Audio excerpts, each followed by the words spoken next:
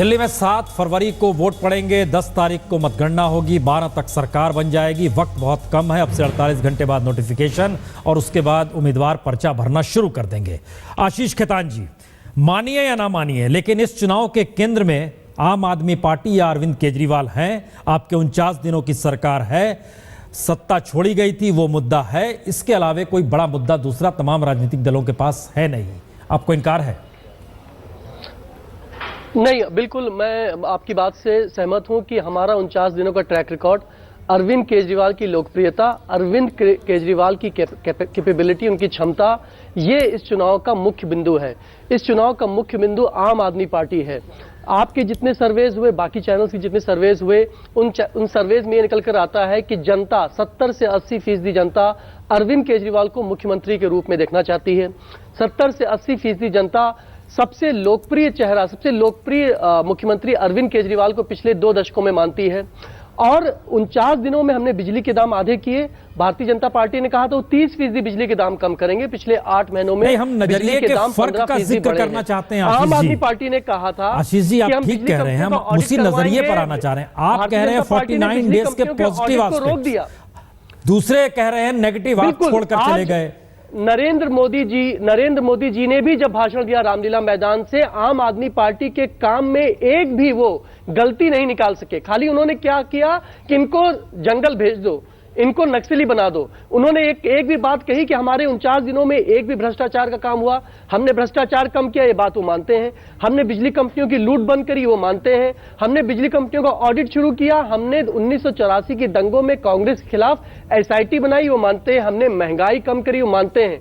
लेकिन पिछले 8 महीनों में भारतीय जनता पार्टी की सरकार में महंगाई बढ़ी, बिजली के दाम बढ़े, बिजली कंपनी का ऑडिट रुक गया, महिलाओं के साथ रेप की घटनाएं 30% बढ़ी, दिल्ली में अपराध दुगने हो गए, लूट की घटनाओं में 5 गुना वृद्धि हुई, दिल्ली में महिलाएं आज सुरक्षित नहीं है। टमाटर, आलू, प्याज, भिंडी आज 2 गुना 3 गुना। मैनिफेस्टो कब ला रहे हैं आप? तो मैनिफेस्टो की सारी बात कह रहे हैं, मैनिफेस्टो कब ला रहे हैं? और आज इनके पास मुख्यमंत्री पद के लिए चेहरा नहीं है। एक भी प्रत्याशी इन्होंने घोषित नहीं किया 70 सीटों पर। सारी दिल्ली जानती है। अराजकता, जनता को बुला लिया और छत पर चढ़ गए। ये पानी घर घर पहुंचाना अराजकता है, टैंकर माफिया पर अंकुश लगाना अराजकता है, सरकार के खजाने को लुटाना, ये कौन सी प्रशासनिक कुशलता है? रिश्वतखोरी बंद करना, बिजली के दामों को कम करने की बात कर रहे हैं। सरकारी खजाने को नहीं होती थी किसी का 300 करोड़ रुपया। मैं इनसे पूछना चाहता हूँ, ये बताएं घूस चल रही है कि 300 करोड़ रुपया सरकारी खजाने से निकालकर प्राइवेट कंपनियों को क्यों दिया था? प्रधानमंत्री को नहीं देता। आपने प्राइवेट कंपनियों के खिलाफ बोला और खुद सरकारी खजाने से 300 करोड़ रुपया निकालकर आपने उनको दे दिया। वो सिर्फ आम आदमी पार्टी करना जानती है। झूठ बोलना, गुमराह करना और लोगों की, आप कह रहे हैं कि ओबामा को लेकर आ रहे हैं, अन्याय करना। आप जनता की मुद्दों पर बात क्यों नहीं कर रहे हैं? आज इनके कैंडिडेट ने जीतते ही आज आपने नारा लगाना क्यों बंद कर दिया कि अच्छे दिन आने वाले हैं? पैसे लुटाए क्यों लुटाए? नारे क्यों नहीं लगा रहे कि अच्छे दिन आने वाले हैं? अगर आप अलग तरह की पार्टी हैं, नारे के क्या हुआ? आपके जीते हुए आप मेरे सवाल का जवाब दीजिए। मेरे सवाल का जवाब होने वाला है। देखिए ये मैसेज बड़ा साफ है। अब जिस लहजे में आशीष खेतान आप आरोप लगा रहे हैं, जिस रूप में गुप्ता जी आपसे कह रहे हैं, ये चुनाव वाकई बड़ा तीखा होने वाला है। लेकिन संजय शर्मा हमारे चुनाव आयोग से चूंकि जुड़ चुके हैं, संजय जी एक सवाल का जवाब चाहिए। इतने कम वक्त में चुनाव को लेकर कोई सवाल पत्रकारों ने पूछा और पूछा तो जवाब क्या आया? संजय शर्मा सवाल मैंने पूछा था कि इतना कम समय आपने क्यों दिया है? इससे पहले उन्होंने ये जरूर कहा था कि दिल्ली के चुनाव की सबसे बड़ी, उन्होंने कहा कि सबसे बड़ी चुनौती ये है कि दिल्ली में बहुत हेटेड चुनाव प्रचार होता है और बहुत ही लोग जोरदार चीजें बोलते हैं, ऐसी हीटेड होता है। ऐसे मैंने कहा कि आपके पास इसी चुनौती से निपटने के लिए आपने क्या ये 25 दिन का टाइम दिया है? क्या आगे भी इसी तरह चुनाव आयोग करेगा कि जो 45 दिन और 35 दिन का टाइम दिया जाता था कैंपेन के लिए, क्या उसे कम किया जाता है? तो इन्होंने कहा कि ये स्टेट टू स्टेट वेरी करता है, कितना बड़ा स्टेट है, स्टेट की स्थिति क्या है, तो उस सब पर वेरी करता है। और जाहिर है कि दिल्ली में उन्होंने कहा कि, और चुटकी लेते हुए हल्के अंदाज में यह भी कहा उन्होंने कि दिल्ली में तो पहले से ही चुनाव प्रचार चल रहा था, इसलिए बहुत ज्यादा जरूरत नहीं थी, लिहाजा हमने बहुत सारी चीजों को ध्यान में रखते हुए दिल्ली में मैक्सिमम जितना हम टाइम दे सकते हैं संजय, दिल्ली में चुनाव इससे पहले भी हुए हैं और एवरेज 8 से 17 और 18 दिन तक का वक्त मिला है जो नोटिफिकेशन होता है। इस बार सिर्फ 48 घंटे का वक्त है, नोटिफिकेशन उसके बाद होगा। क्या उसकी कोई वजह ठोस रूप में पत्रकारों ने पूछी, कोई जवाब चुनाव आयोग ने दिया? उनका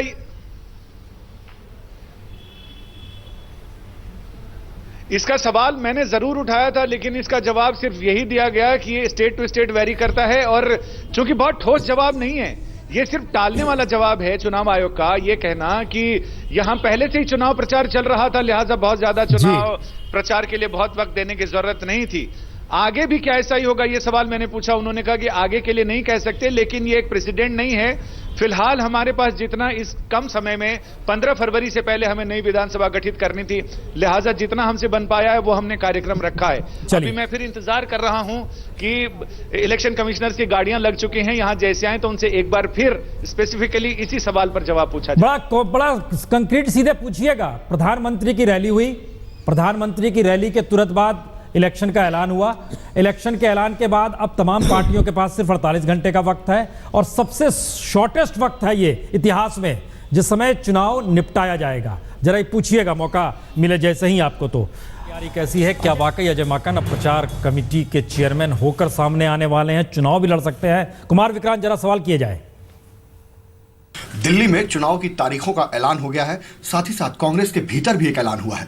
राहुल गांधी ने जो भूमिका लोकसभा चुनाव में निभाई थी, वही भूमिका दिल्ली में अजय माकन कांग्रेस की ओर से निभाएंगे, यानी कांग्रेस का चेहरा अजय माकन होंगे कैंपेन कमेटी के चेयरमैन के तर्ज पर। माकन साहब, सूत्र हमारे बता रहे हैं कि आप कैंपेन कमेटी के चेयरमैन भी बनने जा रहे हैं, आप चुनाव भी लीड करने जा रहे हैं, और आप विधानसभा चुनाव लड़ेंगे जिससे ये लगे कि फ्रंट से कोई लीड कर रहा है। देखिए, अभी मेरे को तो कोई अभी इसकी जानकारी नहीं है, ना ही औपचारिक तौर पे घोषणा हुई है। मैं सिर्फ इतना कह सकता हूं कि जो भी पार्टी मुझे जिम्मेवारी देगी उसको मैं पूरी ताकत के साथ उसका मैं पालन करूंगा। यानी चुनाव लड़ने के लिए भी आप तैयार हैं अगर पार्टी कहेगी? जो भी पार्टी कहेगी, जब पार्टी जो दायित्व देगी तो हम पार्टी के सिपाही हैं। जो भी पार्टी दायित्व देगी, जो सही सोचेगी, उसको हम पूरा पालन करेंगे। एक बात कही जा रही है कि दिल्ली में ऐसा परसेप्शन बन गया है, जिस तरीके से प्रधानमंत्री मोदी ने केजरीवाल को निशाने पर लिया, कि बीजेपी और केजरीवाल की आपसी लड़ाई है और कोई नहीं है बीच में, यानी कांग्रेस सीन से बाहर है। देखिए, ये बीजेपी और आम आदमी पार्टी मिलकर के इनकी रणनीति हो सकती है, लेकिन जो ऐसा सोच रहे हैं या ऐसा बोल रहे हैं, उनको मैं कहूँगा कि आज दिल्ली कैंटोनमेंट बोर्ड के इलेक्शंस के रिजल्ट्स आए हैं, उसको ज़रा देख लें, जहाँ पे कांग्रेस और बीजेपी की कांटे की टक्कर रही है। 2 सीटें हम लोग मुश्किल से 150-150 वोटों से हम लोग हारे हैं, और कांग्रेस अपनी 2 सीटें जो पहले जो था हम लोग उसको बरकरार रखने में कामयाब रहे। बीजेपी की 1 सीट कम हुई, और आम आदमी पार्टी जिसका सिटिंग MLA है उसकी हमारे से आधी सीटें आई हैं। तो जहाँ पे उनका सिटिंग MLA है और हमारे से आधी सीटें आई हैं, और हम पुराने अपनी बरकरार रखने के लिए कामयाब हुए हैं, तो मैं नहीं समझता कि इससे ज़्यादा बड़ा कोई इंडिकेटर होगा कि दिल्ली के अंदर कांग्रेस अभी भी बहुत मजबूती से लोगों के बीच में है। उर्मिला जी, ये परिवर्तन कांग्रेस के भीतर या झटके में माकन जी को अगर सामने बोल रहे हैं, हमें पता नहीं है अभी, लेकिन ये कितना माने बड़ा रिस्क है या बहुत बड़ी स्ट्रेटजी है? देखिए, अजय माकन के लिए तो ये वाकई बड़ा मुश्किल भरा वक्त है, क्योंकि अजय माकन क्या क्या संभालेंगे। वो मीडिया कमेटी के भी चेयरमैन हैं, राहुल गांधी का जो कोर ग्रुप है उसमें भी बहुत इंपॉर्टेंट व्यक्ति हैं, तो एक ऑल इंडिया नेता के तौर पे उनको हाल के दिनों में प्रोजेक्ट किया गया है। और अब चूंकि शीला दीक्षित फोरफ्रंट पर नहीं है, वो सेनापति नहीं हो पाएंगी, लिहाजा अजय माकन, आप जानते हैं कि जब शीला दीक्षित मुख्यमंत्री हुआ करती थी तो अजय माकन बार बार उछलते थे, कूदते थे कि भाई हमें अल्टरनेटिव माना जाए कांग्रेस में, क्योंकि शीला दीक्षित के दिन अब लद रहे हैं, और उस वक्त उनको आगे नहीं किया गया। अब उनको आगे किया गया है जब बहुत बुरी हालत कांग्रेस पार्टी की है। हमारे भाई नसीब सिंह भले स्टूडियो में माने ना माने, लेकिन ये बात सही है कि कांग्रेस वाकई उसकी जो राजनीतिक एक विश्वसनीयता है, जो कांग्रेस की एक पहले एक जो उसकी पकड़ थी यहाँ आम लोगों के बीच, वो खत्म हो गई है। और आम आदमी पार्टी आप इसको कहे जा रहे हैं, नसीब सिंह जी आप ही बताइए ना, मतलब ये कितना सही है? देखिए, ये कहना कि पिछले चुनाव में, जब पिछले साल चुनाव हुए थे, तो आम आदमी पार्टी को लोग बहुत हल्के में ले रहे थे और कह रहे थे कि जी आम आदमी पार्टी का कोई वो नहीं है, वजूद नहीं है।